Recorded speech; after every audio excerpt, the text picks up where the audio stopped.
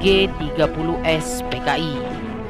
Mengapa Soeharto tidak diculik dan dibunuh PKI? Kesaksian Kolonel Abdul Latif. Soeharto disebut-sebut mengetahui akan rencana penculikan sejumlah jenderal yang diyakini sebagai Dewan Jenderal yang akan melakukan kudeta pada Presiden Soekarno. Hal itu berdasarkan kesaksian salah satu pelaku, yaitu Kolonel Abdul Latif dalam persidangan.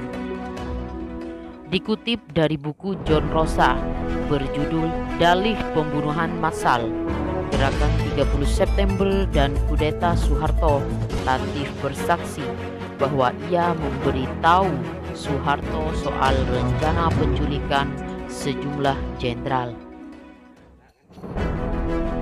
Sehari sebelum kejadian itu, saya melapor langsung kepada Bapak Maijen Soeharto sewaktu beliau berada di RSPAD, Rumah Sakit Pusat Angkatan Darat, sedang menunggui putranya yang ketumpahan sup panas. Dengan laporan saya ini, berarti saya mendapat bantuan moral karena tidak ada reaksi dari beliau, kata Latif.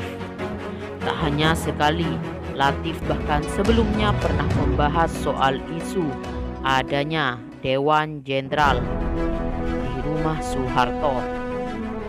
Latif bercerita lebih lanjut. Ia menyatakan bahwa ia juga sudah membicarakan masalah Dewan Jenderal dengan Soeharto satu hari sebelumnya di kediaman Soeharto.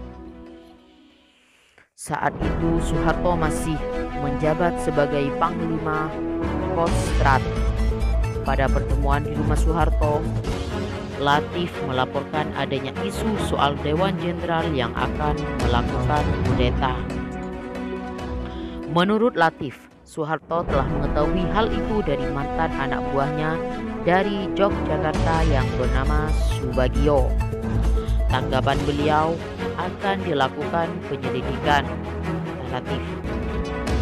Sementara itu, dalam kesaksiannya, Latif membeberkan alasannya tidak memasukkan nama Soeharto dalam target penculikan.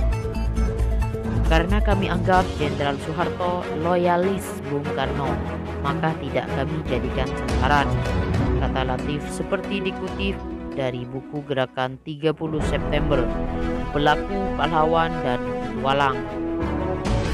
Tak cuma itu, Latif bahkan melaporkan ke Maijen Soeharto yang kala itu menjabat sebagai Panglima Komando Strategis Angkatan Darat. Langkah ini dilakukan Latif setelah laporannya tak ditanggapi oleh Pangdam Jaya Maijen Umar Wirahardi Kusuma dan Pangdam Wijaya Maijen Jenderal Basuki Rahmat.